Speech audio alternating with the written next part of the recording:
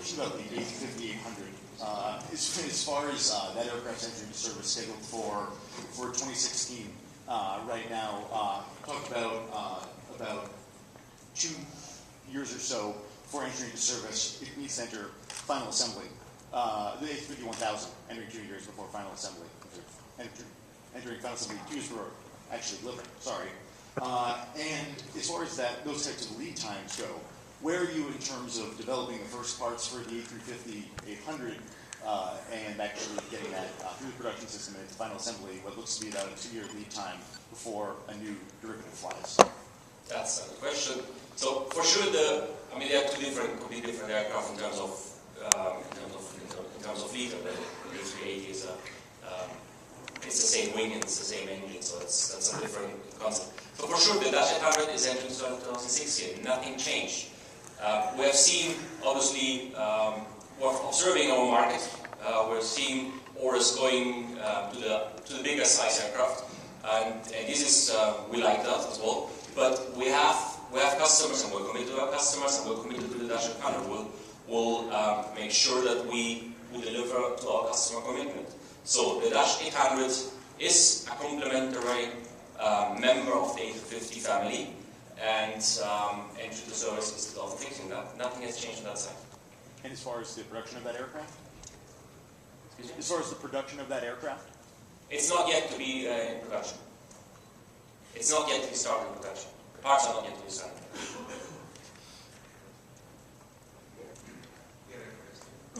Questions? Question here.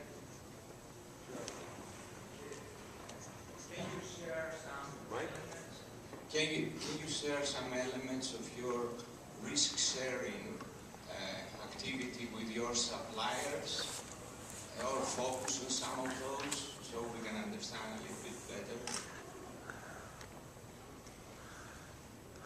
I don't like the word on risk sharing. Risk is always I did like more the word of part of the partner part of that.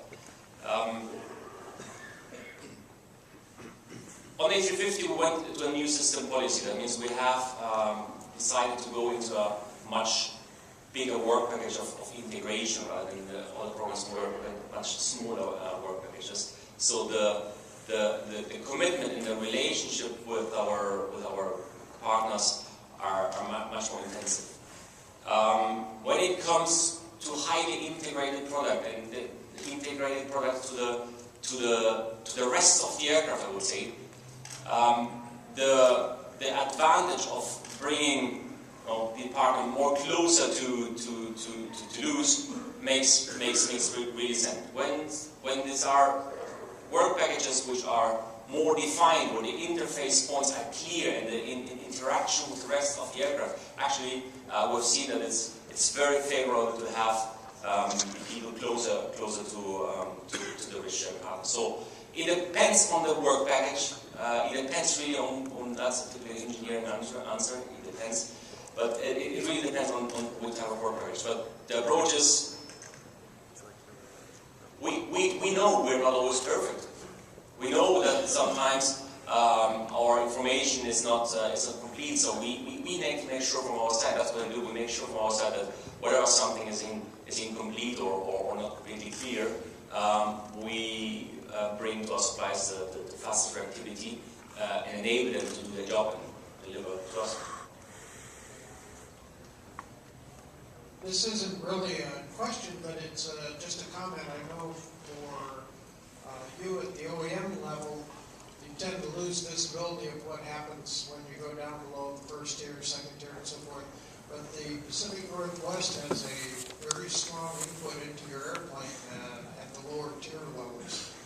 For example, our firm, all of the bushings of the flap system come up to us to be inflated to go to SOPCA, and so without the contributions up here, we'd be searching for parts at this point. So we appreciate the fact that you've got a great airplane in development, because it means lots of good things for this area. Thank you. I appreciate it. Thanks a lot. Mr. Hamilton? This is for Simon on the A380.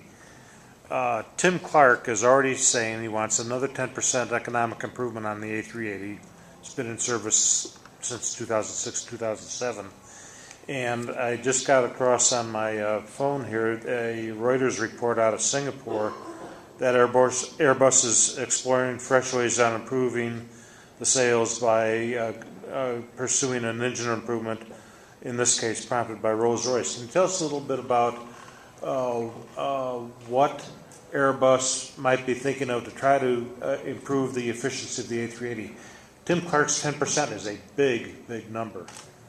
It is, and I don't really have any comments on anything that Tim said, and equally can't really give you any indications of what we may or may not do in the future on the A380. I have a daughter to put through college and a mortgage to pay.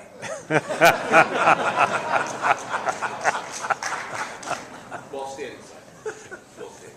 Sir? It appears that you guys and Boeing have really locked down the market to keep other competitors from coming in. But say China is successful, one of you guys is going to have to give up airplanes. Do you have any fear of China? Well, fear is a word, isn't it? I think for the last few years we keep talking about these new entrants, and Richard's mentioned those, I think, in his keynote addresses as well. It's going to take a long time for China, or for Russia for that matter, I think, to develop not just a single aircraft type, but a family of aeroplanes, get them into service, demonstrate the reliability and demonstrate their capabilities to actually support the products around the world. So I think people are a little bit bullish at the beginning, thinking that that could happen pretty quickly in the next decade, and we'd start to see large numbers of other aeroplane manufacturers' aircraft that are flooding the market and taking market share from us. So I don't sound as if I'm blasé, because certainly we're not. We know that China has the will and the money to sort of go forward, but we're already seeing slippages, I think, on the program, on the C919, which would be the sort of an A320 equivalent aeroplane. So it'll happen, it'll come downstream, but I think there's a lot of water to go under the bridge before they start to have a significant impact on this sort of current main duopoly between ourselves and Boeing. Hi, two questions. First of all, given the amount of money it would take to enlarge the family even more beyond the A350-1000, what can you do to respond to the 777-9X? Well, I've flipped the thing around the other way. I always like to think, in a game of chess, Boeing have actually proposed the 9X, I think, very much as a competitor to what they see as a very strong A350-900 and especially an A350-1000. So we're very confident that we have an aeroplane with great payload range characteristics, economics, and passenger comfort. So let's just see how Boeing cope with the development of the 777X. It's going to be a fifth generation derivative of the original 777. It's going to be an aeroplane that uses a lot less composite material in it than we see today in either the Dreamliner or the A350. It's going to be a very heavy aeroplane as well, with something like 35 metric tons more weight to it than the A350-1000. The A350-1000 is only going to have something like a 10% deficit in terms of its seating capacity. So I just flip the question around and say we have a very good product with the 350-1000 today, and we'll see what happens with the 777X. So a bigger A350 is, what, off the table? You're not considering it at all? Mortgage. Daughter through college. We're talking about ideas here. We're not talking about decisions. I mean, certainly I'm being flippant, which is not like me at all. Yes, clearly, in Airbus we're looking at these issues all the time and seeing what we can do, but certainly where we are at the moment is we're very firmly focused on the 1000. And in fact, I failed to actually mention during my presentation that Richard and one or two other people have even made statements like Richard did yesterday when he said that the A350 doesn't compete with the 777X, and I'm thinking, I think it does. Okay, if I could squeeze in one other question for the A350 again, Daniel. There were some issues with your supplier Spirit in Kingston providing the fuselage panels earlier. Can you provide an update on the status of how that's going? Well, in our program development, always there are bumps here and there. Spirit, we were working with Spirit very close last year, where we had some topics coming up, which we really had to work looking very carefully. But because of the relationship we built with Spirit the years before already. This is something which was very, very, I would say easy, but really, really very professional to overcome. We have now already delivered MSN 16 to San Nazaire. So this bump is gone, and we have an excellent, excellent working relationship with Spirit, and actually working very, very close together, helping them and they helping us out.